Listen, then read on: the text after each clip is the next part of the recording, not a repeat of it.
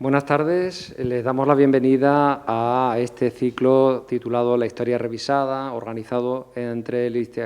colaboración entre el Instituto de Estudios Canarios y el Instituto de Estudios Hispánicos de Canarias. Con esta actividad, que, bueno, pues como todas las que están desarrollándose en estos complicados momentos en los que nos está tocando vivir, pues queremos de alguna manera intentar continuar con la labor de investigación y de divulgación de esta investigación que ambas instituciones pues llevamos desarrollando desde hace muchas décadas, con las dificultades y con los impedimentos que, bueno, pues que todos conocen, pero con la ventaja o con por lo menos aprovechando la oportunidad para abrir nuevos espacios de comunicación y de conexión con el potencial público interesado. El objetivo de estas jornadas es el de acercar a todo el público interesado en la historia de Canarias pues los enfoques desde todas las épocas o desde el estudio de todas las épocas que se vienen llevando a cabo en los últimos años por parte de los investigadores que más activamente pues están desarrollando sus trabajos para profundizar, aportando nuevas fuentes o nuevas perspectivas al conocimiento de ese pasado del archipiélago, ¿no? En este sentido, el curso intenta abarcar todas las etapas. Hoy inauguramos el curso con una conferencia que voy a pasar a presentar ahora mismo sobre arqueología, pero continuará cubriendo todas las etapas históricas, pero no con una línea temática concreta, sino simplemente pues, las líneas de investigación, los trabajos más actuales, ¿no?, que cada una de las personas, cada uno de los investigadores que va a participar, pues está desarrollando en los últimos años. Las dos primeras sesiones, como sabrán si han visto el programa, se desarrollarán o se emitirán desde la sede del Instituto de Estudios Canarios y las dos últimas, las del cierre, pues se emitirán desde el Puerto de la Cruz, desde el Instituto de Estudios Hispánicos. Esperamos que el curso les resulte de interés y que para todos los que no nos conozcan, a partir de ahora pues puedan seguir nuestras actividades, y para aquellos que sí que nos conocen y que es el público que habitualmente suele estar en esta sala, que ahora mismo muestra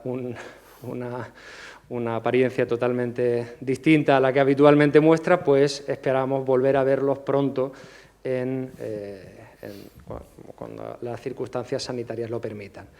Y sin más voy a pasar a presentarles al primer ponente de hoy, el doctor Javier Soler Segura, doctor en Prehistoria y Arqueología por la Universidad de La Laguna, y que viene una persona con una trayectoria investigadora pues ya consolidada, y que además también ha desarrollado toda otra línea de trabajo que vincula pues lo que es la investigación histórica y la gestión cultural, ¿no? Con lo cual, pues de alguna manera ofrece o tiene una perspectiva de lo que es la investigación y el trabajo de campo elaborado con los más rigurosos métodos de la investigación, pero aplicados a la realidad, intentando conectarlo con lo que el público en general quiere. Es por esa razón por la que cuando le planteamos la participación en este ciclo, dudábamos entre si que fuese sobre su tema de tesis doctoral o sobre pues los trabajos que ha venido desarrollando en el municipio de Tegueste, en el parque arqueológico, en el entorno arqueológico del Barranco de Agua de Dios y demás, y en otros municipios de la isla, ¿no?, en las que ha aplicado precisamente lo que en la teoría había desarrollado en su tesis doctoral, y al final pues ha optado por este título que, bueno, no sé si lo ven en la cámara, pero se lo leo yo: Arqueología, Guanches y Paisaje, una aproximación al modelo de ocupación aborigen de Tenerife a través del registro material de Guía de Isora, Arona y Tegueste. Sin más, les dejo con él. Ya saben que a través del espacio de comentarios, si tienen alguna pregunta y queda tiempo antes de que llegue el turno del siguiente ponente, pues pueden plantearla y él se la responderá después de su intervención. Muchas gracias. Bueno, muchísimas gracias, Roberto, por tus palabras y te agradezco tu invitación, que sé que después de tantos años ha cuajado. Ha cuajado porque no te creas que no he perdido esa habilidad para escurrirme de tus encerronas. Acepté en esta ocasión porque realmente cuando me planteaste lo del ciclo de la historia revisada, empecé a reflexionar y realmente, por lo menos desde el punto de vista de la arqueología de Tenerife, podemos plantearnos en la actualidad, gracias al avance de la investigación empírica, unas primeras aproximaciones para revisar esa historia. Después de que Roberto haya leído este título hiper largo, que ya me insinuaron a cortarlo un poquito, realmente este título no hace más que intentar reproducir con su largura la cantidad de cosas en las que me gustaría hablar y que no sé si tendré tiempo en 45 minutos, así que lo aviso para que me vayan dando el toque, ¿vale? Bueno, realmente lo que me interesa hablar hoy es de los resultados de las múltiples investigaciones que llevamos desarrollando el equipo de investigación al que pertenezco desde aproximadamente casi 15 años y en el que, tomando como ejemplo dos de los grandes trabajos de prospección intensiva que hemos realizado, el de Guía de Isora, el de Arona y el de Tegueste, pues me he atrevido un poco a reflexionar en voz alta sobre la manera en la que acercarnos de forma diferente, de revisar esos datos a la luz de toda la información que hemos acumulado para hablar sobre o reflexionar un poco sobre la manera en la que los guanches planificaron, plantearon, concibieron, pensaron, estructuraron el paisaje insular. Así que, en líneas muy generales, esa sucesión de objetivos que acabo de indicar, que tienen aquí un poquito más desarrollada, mi pretensión única en esta charla es, en primer lugar, indicarles o hacer partícipe de la cantidad de trabajos sistemáticos que se han ido realizando en la arqueología de Tenerife. Ya iremos viendo algunos detalles para que lo vean, pero en líneas generales me gustaría evidenciar ese conocimiento que hemos ido acumulando, conocimiento fundamentalmente empírico, hay que reconocerlo, porque carecemos de un aspecto que quiero tocar en esta charla, y es que frente a la gran cantidad de información empírica, de localización de yacimientos arqueológicos, de información arqueológica que se ha generado en las dos últimas décadas, carecemos de una explicación histórica sobre cómo articular todos esos datos empíricos en una visión global de la isla de Tenerife. Y ya me centraré un poquito más en ese aspecto. Y lo he hecho, me he aproximado a esa cuestión a partir de esos tres ejemplos de prospecciones que les he comentado y que revisaremos rápidamente dentro de un momento. Lo que busco con estos tres proyectos, con los resultados empíricos de estos tres proyectos, no es más que constatar una serie de regularidades, de pautas que parecen repetirse en distintos enclaves de la isla y que tienen mucho que ver con el tipo de relaciones que se establecen entre las tipologías de yacimientos arqueológicos, es decir, entre las manifestaciones rupestres, ya sean estaciones de canales y cazoletas, grabados rupestres, con los poblados, los fondos de cabaña, las cuevas naturales, toda una serie de connotaciones que nos van a permitir ver con ojos diferentes cómo debieron de plantear la explotación económica, simbólica, política, social del territorio por parte de los guanches. Bien, antes de nada, indicar que frente a todo ese avance empírico que vamos a ver posteriormente, seguimos manejando un mismo modelo explicativo que fue desarrollado por Luis Diego Cuscoy, el que posiblemente sea el arqueólogo más importante de la historia de la arqueología canaria, y que planteó ya desde 1951, o sea, desde pocos años después de que él se empezase a interesar directamente por la arqueología, empezó a plantear una visión que oscilaba entre el determinismo económico y la ecología cultural, que ya iremos viendo un poquito a continuación. Obviamente este planteamiento teórico lo desarrolló empíricamente en el libro de los Guanches de 1968, y en el que estableció el modelo interpretativo que actualmente seguimos manejando. Después de más de 50 años, seguimos moviéndonos, la mayoría de los arqueólogos y de los no especialistas, a la hora de interpretar cómo los Guanches ocuparon el territorio insular, seguimos repitiendo y refiriéndonos constantemente a las propuestas explicativas de Luis Diego Cuscoy. Y no es que no haya pasado el tiempo, 50 años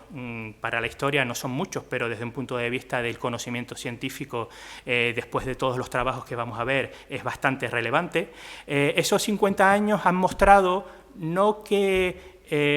no seamos actualmente capaces de plantear una alternativa, un modelo explicativo al de Cuscoy, sino lo que está demostrando es que la propuesta de Cuscoy sigue siendo tan buena como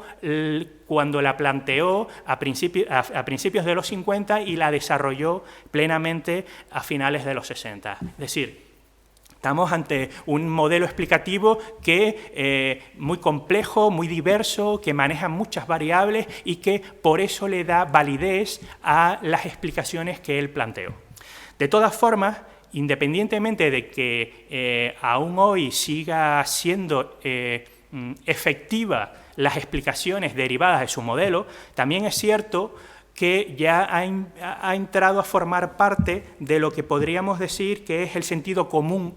no solo arqueológico, sino también del imaginario colectivo de los canarios, en el que la división territorial entre menceyatos o cómo se movieron los guanches por el territorio o cuáles fueron las zonas que ocuparon con mayor insistencia, son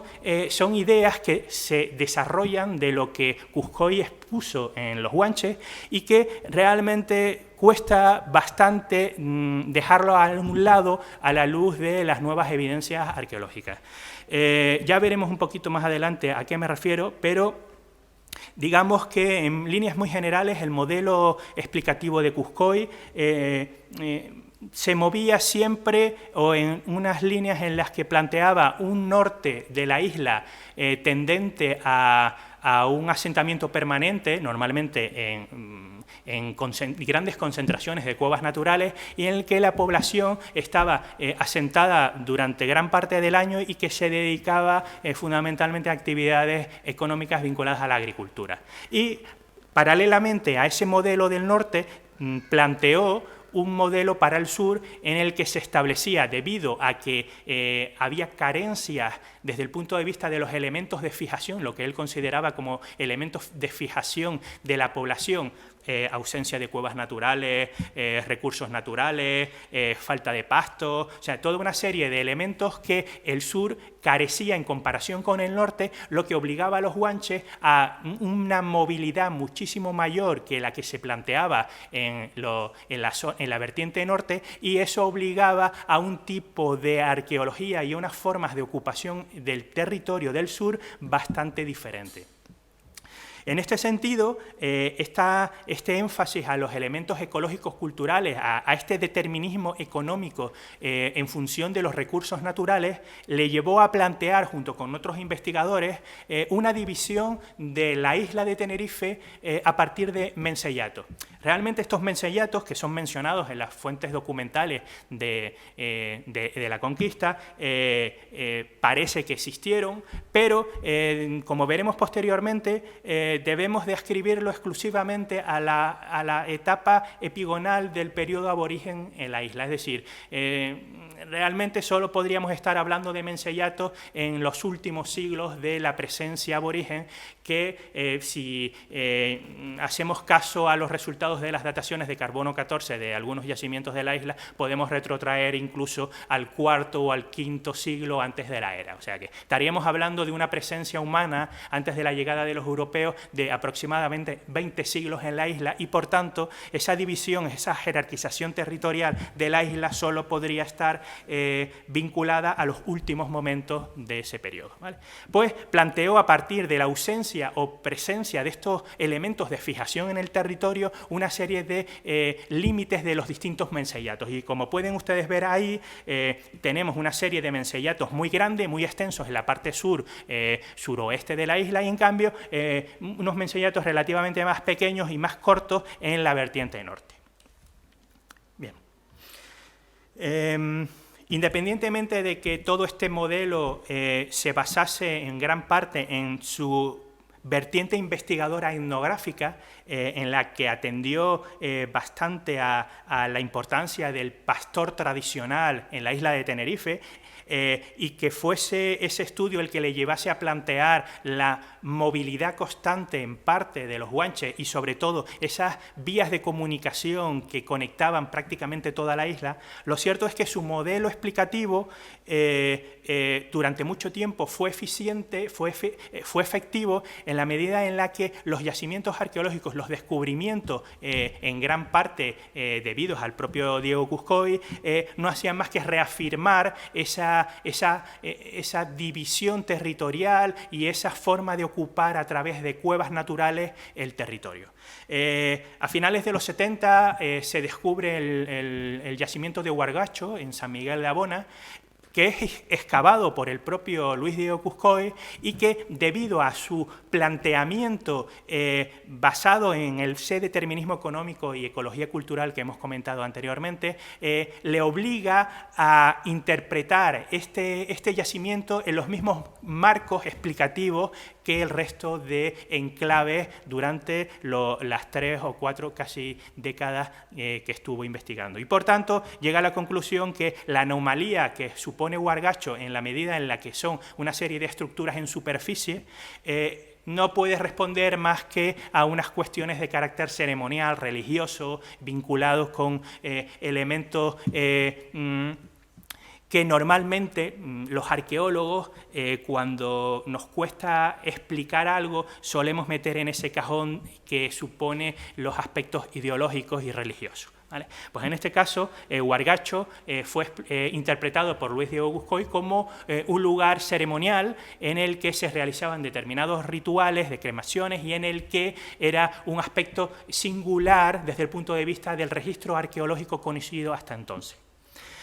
Obviamente, estas interpretaciones de Huargacho y también muchas redefiniciones del modelo interpretativo de Cuscoy va a empezar a ser puesto en duda a partir de finales de los 70 y principios de los 80 por nuevas generaciones de investigadores, y que van a terminar interpretando Huargacho como lo que realmente es, que es un pequeño poblado de cabañas en superficie que está articulando una forma de ocupar el espacio que, según el modelo de Luis Diego Cuscoy, no podía suceder. Es decir, que los guanches, a diferencia de lo que planteaba, no utilizaban o no exclusivamente vivían en cuevas naturales, sino que también desarrollaban poblados de cabañas de distintas tipologías, con ramajes vegetales, con pieles, con piedras, y que realmente en aquellos lugares donde no existían las cuevas naturales, los guanches tenían la capacidad para crear estos poblados, estos hábitats, y ocupar el espacio de forma permanente durante todo el año, de la misma manera que lo hacían en otros lugares con cuevas naturales. Bien, este modelo, que sigue siendo importante porque permite explicar muchos de los aspectos que aún hoy tenemos en el registro material, empezó a ser puesto en duda de una manera un poquito lenta, en el sentido de que llevarle la contraria un poco a Luis Diego Cuscoy y poner en entredicho una obra tan importante y con un nivel de contribución tan grande como los guanches, pues digamos que no era un aspecto que fuese fácil de enfrentarse. Aparte de que la mayoría de las veces en el imaginario colectivo de los canarios siguen funcionando estas explicaciones de Cuzcoy, y a la hora de desarrollar explicaciones por parte de los arqueólogos actualmente nos cuesta un poco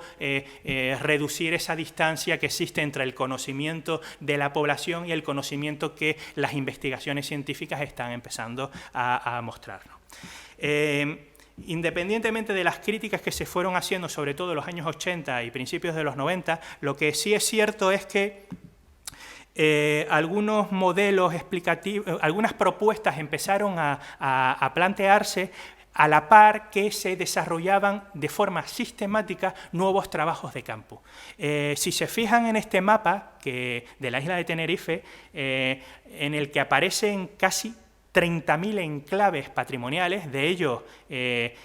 casi 5.000, casi 6.000 actualmente son yacimientos arqueológicos, ahora lo veremos con un poco más de detalle. Realmente el nivel de información que hemos ido adquiriendo y hemos ido acumulando en las últimas 2 décadas nos dificulta a los investigadores intentar explicar a través de un modelo alternativo al de Cuzcoy que sea capaz de integrar toda esta gran cantidad de información. Este plano que ustedes tienen es el resultado de trabajos de campo sistemáticos, de prospecciones arqueológicas, etnográficas, arquitectónicas, que a través de la financiación directa del Cabildo Insular de Tenerife ha ido recopilándose en un inventario patrimonial, en una base de datos, que ha permitido contar con una información fundamental para abordar explicaciones diferentes, no solo desde el punto de vista arqueológico de la época aborigen, sino de épocas más recientes, sobre todo desde el punto de vista etnográfico. Bien, si atendemos aquí al plano, vemos que todos esos puntos son los casi 6.000 yacimientos arqueológicos que cuenta actualmente la isla de Tenerife. Es decir, todos esos puntos están georreferenciados, tenemos una información relativamente detallada y fiable de cada uno de ellos, y se contrapone, sobre todo, si volvemos atrás, a esos 250 aproximadamente yacimientos arqueológicos que Luis Diego Cuzcoy conoció y en gran parte descubrió en los años 60 y que le permitió explicar o plantear de forma empírica el modelo que iba ya avanzando desde los años 50. Actualmente tenemos un nivel de información tan grande y tan amplio que ya de por sí es bastante dificultoso aproximarnos a esas evidencias empíricas para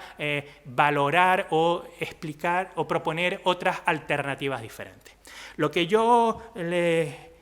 propongo hoy, esa era mi intención, muy rápidamente, por lo que estoy viendo ya el tiempo, es aproximarnos a esa gran cantidad de información que tenemos acumulada actualmente y que se empezó a recopilar a partir de la primera década del 2000, en 3 ejemplos, en 3 municipios que el equipo de investigación al que pertenezco hemos ido desarrollando en los últimos 15 años. ¿Vale? Se centran fundamentalmente en las prospecciones intensivas que se realizaron en el municipio de Guía de Isora, después en las de Tegueste y finalmente en las de Arona. Vamos a verlo en un orden no cronológico, en el sentido de que vamos a verlo primero la vertiente oeste-sur y vamos a terminar con Tegueste, para que entiendan y para que sea más evidente las diferencias dentro del registro material, pero que se puedan observar las recurrencias y las repeticiones dentro del registro material. Todos estos proyectos de investigación fueron realizados a través de una financiación municipal, es decir, esos 3 municipios mostraron desde un primer momento el interés por plantear proyectos de investigación en su territorio desde el punto de vista arqueológico y fueron, como he dicho, financiadas íntegramente por estas administraciones locales. Toda esta información, junto con otros inventarios, otros trabajos, ha sido recopilado por el Cabildo Insular y ha complementado posteriormente con trabajos de campo realizados por equipos de especialistas durante bastante tiempo, y hemos obtenido esa fuente de información tan importante como es los más de 6.000, actualmente tenemos más de 6.000 yacimientos arqueológicos en la isla de Tenerife. Bien, cada uno de estos 3 municipios, y muy rápidamente, reúnen unas condiciones geomorfológicas, naturales, antrópicas, un poco diferentes, y fue una de las razones por las que los elegimos para ver y constatar esos modelos que se iban a repetir en distintos contextos naturales de la isla de Tenerife. En cada uno de ellos, por supuesto, se realizaron labores de campo, elaboraciones de informes técnicos, diseños de propuestas de difusión, que aunque no es un tema que vayamos a tratar en esta charla, es fundamental para hacerle llegar a la ciudadanía los resultados obtenidos desde el punto de vista del trabajo de campo, y finalmente también a partir de publicaciones de los resultados. Cada uno de esos proyectos de investigación localizó una gran cantidad de yacimientos arqueológicos que contrastaba enormemente con la información arqueológica que se disponía y, como he dicho, se han publicado sus resultados a través de diferentes monografías y artículos científicos en distintos foros. Bien, rápidamente vamos a hacer un pequeño repaso por ese proyecto de investigación realizado en la isla, en el municipio de Ilha de Isora, que, como ustedes pueden comprobar, muestran una gran cantidad de puntitos rojos a lo largo de todo ese plano. Cada uno de esos puntos corresponde a un yacimiento arqueológico. Un yacimiento arqueológico que puede ser de muy diversas tipologías, puede ser grande, pequeño, puede ser una cueva natural, puede ser una dispersión de materiales en superficie sin ningún tipo de estructura asociada. Puede ser estaciones de grabado rupestre, pueden ser una diversidad bastante enorme de tipos de yacimientos arqueológicos, que esto es uno de los aspectos que empiezan a contrastar en relación con el registro empírico conocido por Diego Cuscoy. En la medida en la que a partir del 2000 empiezan a aparecer una gran cantidad de enclaves que nos obligan a desarrollar nuevos conceptos tipológicos para definirlos de una manera más concreta. El trabajo realizado se hizo en el 2005 al 2006, en ellos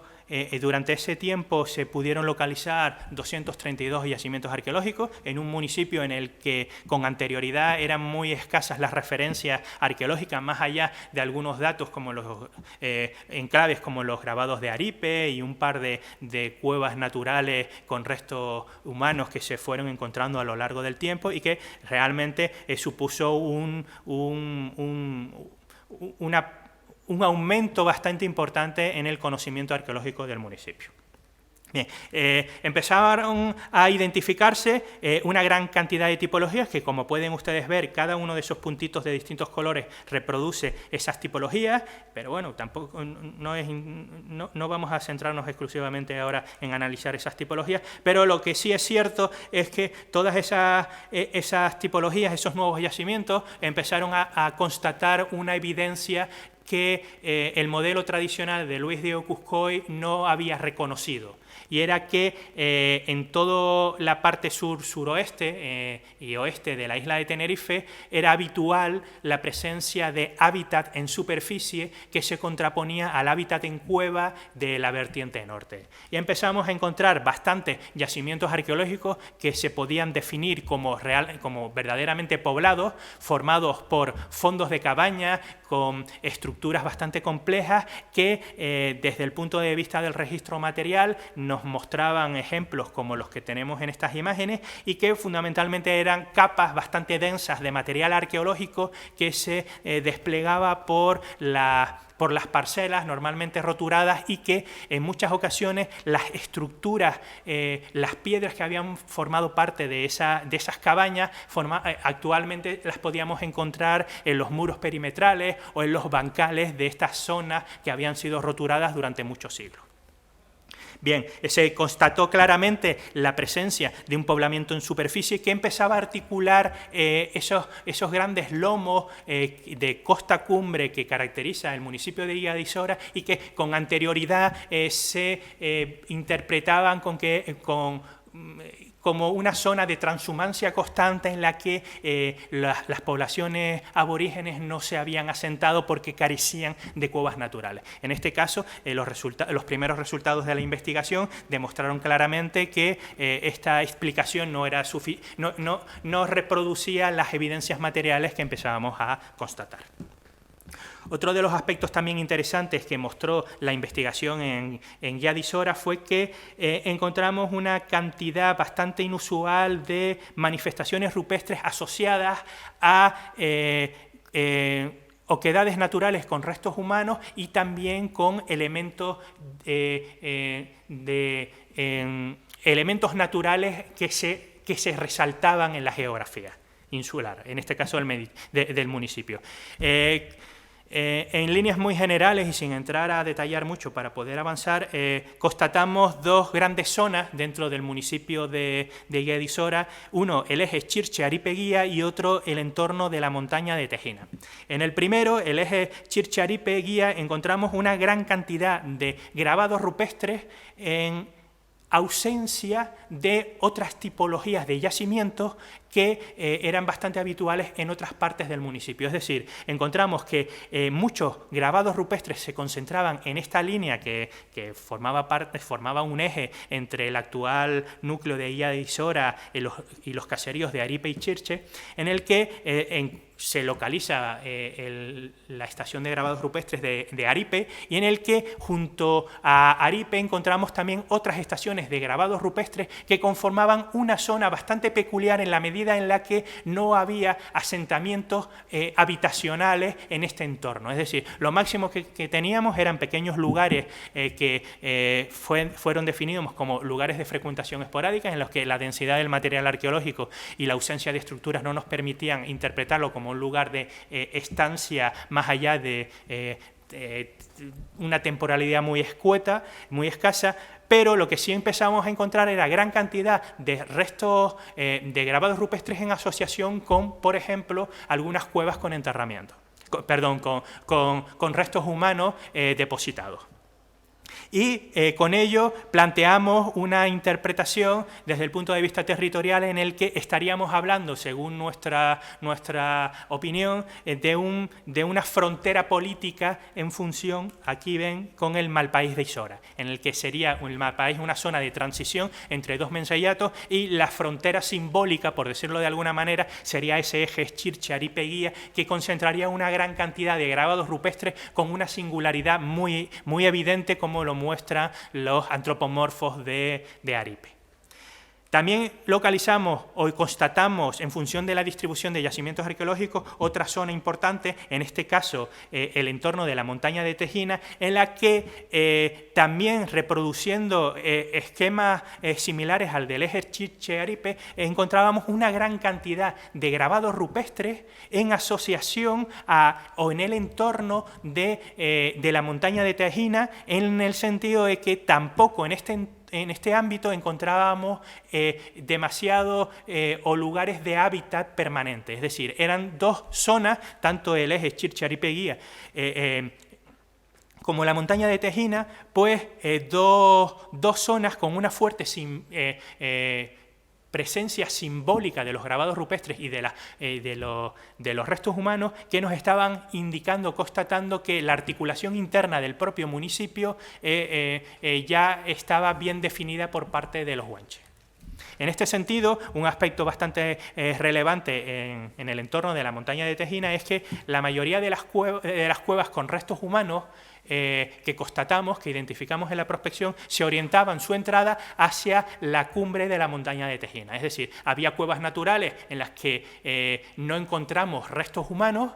y que todas aquellas que sí tenían restos humanos, su entrada siempre estaba orientada al entorno de la montaña de Tejina, en la medida en la que en lo alto de ese domo volcánico encontramos una estación de canales y cazoletas que parecía el lugar en el que se realizaban diferentes tipos de rituales. Con respecto a la investigación que realizamos en el municipio de Arona,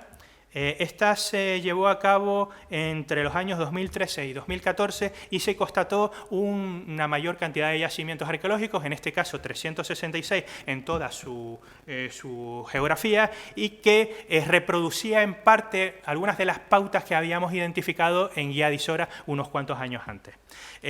Se reproduce esa gran tipología de yacimientos arqueológicos en superficie, es decir, grandes concentraciones de poblados con estructuras, y que también empiezan a aparecer en zonas de medianía que con anterioridad no habíamos constatado, o la arqueología no había constatado esos yacimientos arqueológicos. Como pueden observar en ese plano de distribución, todos esos puntos azules, que son los que destacan, son dispersiones de materiales arqueológicas con asociaciones a fondos de cabaña, con estructuras, etc. O sea que, como vemos, el municipio de Arona empezó a mostrar una gran cantidad de yacimientos con ocupación en superficie que contrastaba con la imagen tradicional del modelo de Diego Cuscoy, que planteaba que Arona, igual que Guía de Isora, eran zonas de transhumancia constante, de movilidad de los pastores guanches, porque no existían esos elementos de fijación en el territorio que, según Cuscoy, debían necesitar. Si analizamos un poquito la distribución por densidades de concentraciones de yacimientos, pues bueno, nos aparecen una serie de manchas que nos están indicando mayores concentraciones de yacimientos por metro cuadrado, y que independientemente de los aspectos antrópicos y de los procesos postdeposicionales que afectaron a la conservación de los yacimientos arqueológicos, nos pueden estar dando algunas pautas a la hora de interpretar cómo se articuló el poblamiento aborigen en el municipio de Arona. En este caso también hay que indicar que junto a esos poblamientos en superficie destacaba la gran cantidad de grabados rupestres que se concentran en los roques y en las montañas del municipio, que de hecho era lo conocido hasta entonces por parte de la investigación arqueológica, y que realmente daba una visión bastante peculiar del municipio en la medida en la que aparecía una inmensa cantidad de grabados rupestres con unas características espectaculares, pero que se concentraban en determinados roques y domos volcánicos que daban una visión bastante deformada de la realidad arqueológica en la medida en la que no se asociaban con lugares de hábitat. En este sentido, aquí tenemos algunas de esas muestras gráficas de la gran riqueza de grabados rupestres y de estaciones de canales y cazoletas que tiene el municipio de Arona. Y también, desde un punto de vista de los resultados de la investigación, junto con esto que se había constatado, empezamos a desarrollar una visión bastante diferente a lo que se venía constatando con anterioridad, y era que efectivamente había un poblamiento en superficie en zonas en las que tradicionalmente no se habían constatado. Es cierto que, por ejemplo, en Rasca, que se empezó a prospectar de manera sistemática a finales de los años 90, sí era palpable el conocimiento de esas estructuras, de esos poblados de fondos de cabaña que articulaba todo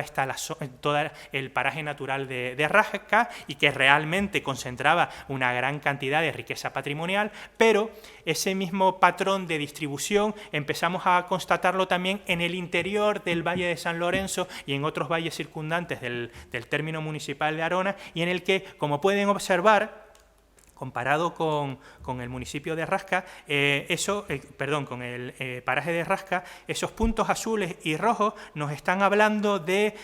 dispersiones de material en superficie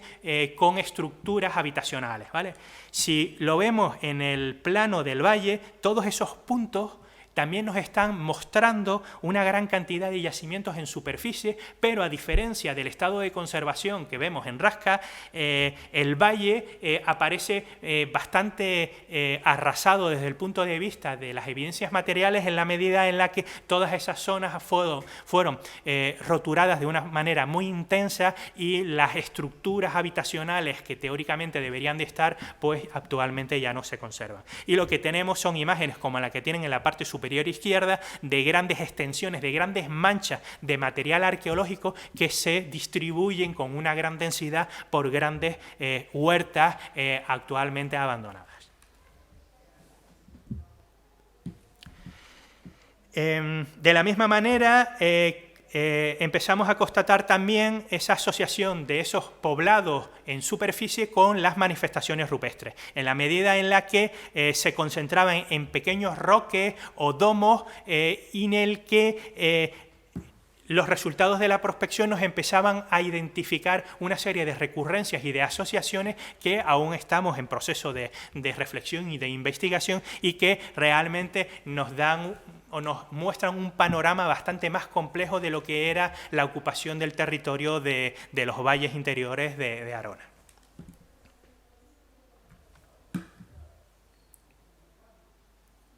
Bien, con respecto a los resultados del proyecto de investigación que realizamos en el municipio de Tegueste,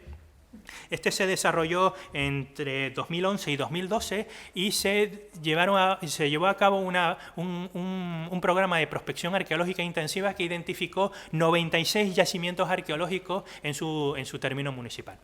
Comparado con Guía de Isora y con Arona, 96 yacimientos parecen que son pocos. Lo que pasa es que tienen que identificar que estamos hablando de escalas territoriales bastante diferentes. Es decir, venimos de dos municipios bastante extensos, muy amplios, en el que existe una gran cantidad de yacimientos arqueológicos que se han conservado relativamente bien debido a que la afección o la presión antrópica no ha sido tan intensa y que por lo menos ha dejado evidencias materiales en superficie. En cambio, en el municipio de Tegueste, lo que conservamos actualmente son aquellos yacimientos arqueológicos que se ubican en lugares que han sido poco afectados antrópicamente, es decir, se vinculan en torno al gran barranco del Agua de Dios que articula el poblamiento aborigen de toda esta zona y que realmente estamos hablando de una de las mayores concentraciones de hábitat en cueva natural de la isla de Tenerife y que realmente lo que ocurre es que existen yacimientos arqueológicos fuera del barranco pero en un estado de conservación bastante inferior en la medida en la que el municipio de Tegueste, de Tejina, de Valle Guerra, ha sido una zona antrópicamente muy intensa, explotada intensamente por el ser humano y a través de invernaderos, de roturaciones, de fincas, etcétera, han ido degradando bastante el registro arqueológico que tenemos en superficie. Por supuesto, el municipio de Tegueste se vertebra, la ocupación aborigen de esta parte de la isla se vertebra a través del Barranco del Agua de Dios, que concentra una riqueza patrimonial excepcional, y al que no voy a entrar ahora mismo, y que va mostrando una serie de yacimientos arqueológicos también espectaculares en todo su tramo, y que en distintos lugares pues encontramos concentraciones significativas de una ocupación humana en cuevas naturales, pero también en superficie que no muestra una gran profusión debido a esos procesos postdeposicionales que he comentado con anterioridad. Bien. Entre los aspectos que destacan más rápidamente la investigación del municipio de Tegueste es que de la misma forma en que constatamos en Guía de Isora y en Arona, vimos que el poblamiento aborigen de esta zona se articulaba en función de unidades domésticas, es decir, de familias extensas que ocupaban determinados yacimientos, en este caso cuevas naturales en torno al Barranco del Agua de Dios y pequeños poblados de cabañas en Guía de Isora y Arona, en el que a partir de esas asociaciones de pequeños poblados, pues organizaban la vida cotidiana de estas familias extensas, pudiendo interpretar a partir del registro material localizado incluso una serie de asociaciones que nos han permitido hablar de unidades domésticas o de grupos locales que articulan todo ese conjunto de yacimientos arqueológicos. en el que ahora no voy a entrar a debatir, a detallar, porque me interesa destacar otros aspectos. Uno de esos aspectos es, de la misma manera que constatamos en los otros dos casos, también tenemos tenemos algunos yacimientos arqueológicos en superficie que demuestran claramente que existía un poblamiento en superficie en los valles internos de Tegueste, y que también presentan las mismas características que en Guía de Isora y en Arona, solo que en función de esa intensidad en la rotación, de la roturación de las tierras, pues bueno, encontramos una alteraciones, sobre todo de las estructuras habitacionales, muchísimo menor, o que con un impacto visual más mermado. También otro de los elementos que destacamos de nuestra investigación es que existen una serie de enclaves sepulcrales muy singulares en el que, a través, por ejemplo, de este plano en el que identificamos solo los lugares con restos humanos, pues entre ellos destacan dos, sobre todo, porque muestran una tipología de cueva sepulcral muy diferentes a la que vamos a estar viendo en el resto del barranco, en la medida en la que hasta ahora, y como bien constató Luis Diego Cuscoy desde los años 40 del siglo XX, eran pequeñas cuevas con restos humanos, normalmente de uno o dos individuos, que se asociaban directamente a las cuevas de hábitat, es decir, los guanches vivían, coexistían al mismo tiempo con sus antepasados en los pequeños huecos naturales que estaban vinculados a las cuevas de habitación. Sin embargo, hemos constatado dos cuevas o dos necrópolis bastante interesantes, importantes, con una gran cantidad de restos humanos que, a diferencia de otras cuevas también del barranco, concentran un número muy elevado de individuos. Por ejemplo, aquí tenemos la cueva de la Enladrillada, que no me voy a parar mucho, y que fue excavada por Cuscoy a finales de los años 60, en el que se constataron un mínimo de 25 individuos, y que, pues, entre el ajuar recuperado fueron 2.250 cuentas de collar, etc. Una serie de compartimentación interna del espacio sepulcral, o sea, un yacimiento bastante interesante, y que fue datado en torno al siglo VIII, IX después de la era. Y por otra parte tenemos la cueva del Guanche, que también es un yacimiento que fue excavado por Cuscoy, en este caso no llegó a ser publicado, y que concentra al menos 145 individuos en la cueva. Fue posteriormente expoliada, muy afectada, y bueno, y digamos que también representa un ejemplo singular de una necrópolis que no reproduce el mismo comportamiento de otras cuevas sepulcrales del barranco. En líneas muy generales, estas dos cuevas sepulcrales las hemos interpretado a partir del estudio territorial y de las asociaciones con el resto de tipologías de yacimientos arqueológicos del entorno, como dos grandes lugares podríamos denominar, de peregrinación, en el que los distintos grupos domésticos que ocuparon el barranco llevaban a depositar, una vez muerto, a algunos de sus personajes más relevantes, ya sea desde el punto de vista social, político, económico, simbólico. No sabemos exactamente ese papel, pero lo que sí es cierto es que no todo el mundo dentro de ese grupo local que habitaba el Barranco del Agua de Dios terminaba siendo sepultado en esas cuevas. Realmente hemos identificado en las afueras de esas dos cuevas una serie de desechos alimenticios que nos están hablando de banquetes ceremoniales, y uno de los aspectos más interesantes es que en el entorno de estas dos cuevas no tenemos otros tipos de yacimientos arqueológicos, es decir, no tenemos cuevas de hábitat, existiendo previamente cuevas habitacionales susceptibles de ser utilizadas como otras del barranco, pero en este caso no tenemos una ocupación humana en el entorno de estas cuevas naturales destinadas a necrópolis. No tenemos grabados rupestres, no tenemos dispersiones de materiales, o sea que básicamente son enclaves relativamente aislados que destacan por su singularidad. Finalmente, otro de los aspectos que me gustaría mencionar de los resultados de las investigaciones de prospecciones arqueológicas en Tegueste es la presencia de ubicaciones de manifestaciones rupestres en enclaves bastante destacados, que nos están hablando de unas interpretaciones, de una integración de las manifestaciones rupestres en la sociedad guanche que solo ahora estamos empezando a atisbar y que cuesta bastante interpretar. En este sentido,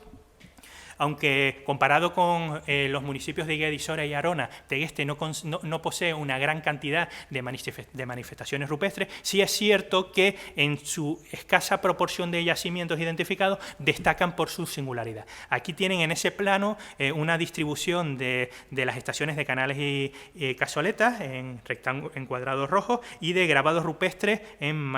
puntos verdes. Realmente no hay una gran cantidad de esta tipología. Además, los grabados rupestres no suelen tener una magnitud ni una vistosidad que sí hemos identificado, por ejemplo, en Arona, y que realmente debemos, o así lo interpretamos, asociarse a lugares en los que hay una intensidad de la ocupación humana durante mucho tiempo y con una gran cantidad de volumen demográfico. Es decir, creemos que la singularidad, la escasa singularidad de estos grabados rupestres están relacionados o se deberían de relacionar con un hábitat permanente tan importante como fue el Barranco del Agua de Dios. De la misma manera, tenemos estaciones de canales y cazoletas de muy diversa tipología, de formatos, de tamaños distintos, que también reproducen lo que hemos identificado en otros entornos y que después de un análisis bastante detallado de su ubicación a partir de los motivos representados, el tipo de capacidad contenedora de líquidos que tienen o incluso de las relaciones visuales que se establecen desde esos yacimientos, hemos constatado o hemos planteado la hipótesis de que las estaciones de canales y cazoletas, al menos de las de Tegueste y de algunos otros municipios que parecen reproducir esas pautas, se organizarían en 3 grandes grupos que hemos subdividido en función de el tamaño, de la capacidad contenedora y del tipo de rituales que se harían en cada uno de esos lugares. Tenemos las del grupo 1, que suelen ser más pequeñas o de medianas dimensiones, con unas cazoletas poco profundas. Tenemos un segundo grupo que son más o menos de las mismas características, pero que tienen una presencia mayor de canales y de conexiones entre las distintas cazoletas. Y finalmente tenemos un tercer grupo que son ya cazoletas de grandes dimensiones con una gran cantidad, con una gran capacidad para contener líquidos y que realmente se diferencia de los otros 2 modelos porque se ubican en lugares totalmente diferentes y sobre todo desde el punto de vista de la tipología de las cazoletas son bastante diferentes. Desde un punto de vista interpretativo, estos resultados nos han permitido asociar los 2 primeros grupos, que se vincularían también a zonas de paso y de gran visibilidad interna de los valles, con rituales legitimadores en la medida en la que se realizarían una serie de rituales vinculados a legitimizar el territorio de esos grupos locales o de esas unidades domésticas vinculados a esas estaciones de cazoletas. Y finalmente a una serie de rituales cohesionadores en las que sí formarían parte ya una mayor cantidad de unidades domésticas, todo el grupo local probablemente, y en el que se realizarían un tipo de rituales más tendentes a la cohesión social del grupo. Bueno, aquí tenemos la distribución de esas cazoletas en función de los 3 grupos identificados y que se constata claramente cómo tenemos unas ubicaciones a través de lugares de paso vinculados a la gran visibilidad y a asociaciones con otros yacimientos. Bien, como hemos visto, ya para ir terminando, tenemos que estos 3 proyectos de investigación han mostrado que existe una gran diversidad y complejidad arqueológica y que solo ahora estamos empezando a interpretar, que es necesario atender a una serie de recurrencias, a la presencia de un hábitat en superficie y a unas asociaciones de tipología que no se pueden simplificar desde el punto de vista de asociar, pues, por ejemplo, las manifestaciones rupestres con evidencias como el agua o la exclusiva presencia con ubicación en las vías de comunicación, sino que las manifestaciones rupestres se tienen que integrar desde un punto de vista explicativo de la sociedad guanche, porque no tienen una explicación unicausal, y sobre todo también porque el incremento de la información que tenemos en el ámbito insular, gracias a los trabajos que está realizando el Cabildo, nos va a permitir interpretar de forma diferente todo lo que hemos estado hablando y sobre todo plantear alternativas explicativas que obviamente requieren atender a esas tipologías de yacimientos como las dispersiones de materiales arqueológicos en superficie, que tenemos una gran cantidad, en torno si no recuerdo mal, a 2.000 o 3.000 yacimientos de estas características, a los restos, a las cuevas naturales con restos humanos y también a esas manifestaciones rupestres, estaciones, canales y cazoletas y grabados rupestres que en gran proporción nos están indicando o nos están hablando de una forma de concebir, ordenar el paisaje que actualmente, o en función de la información que tenemos y de los modelos explicativos, no es capaz de explicar esta proporción de yacimientos arqueológicos en la isla. Y nada más. Muchas gracias.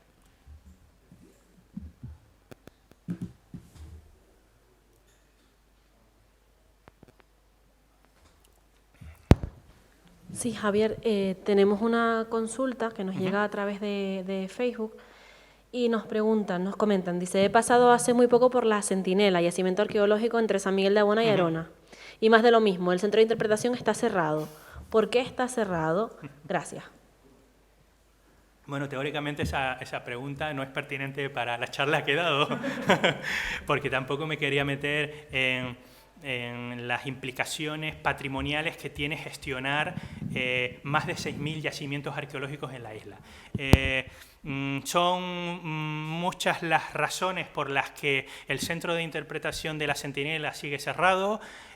También son múltiples las razones por las que el Parque Arqueológico del Barranco del Agua de Dios sigue sin ser una realidad, y bueno, digamos que para eso se necesitaría una charla nueva que detallase y desgranase esas causas, pero fundamentalmente la causa principal son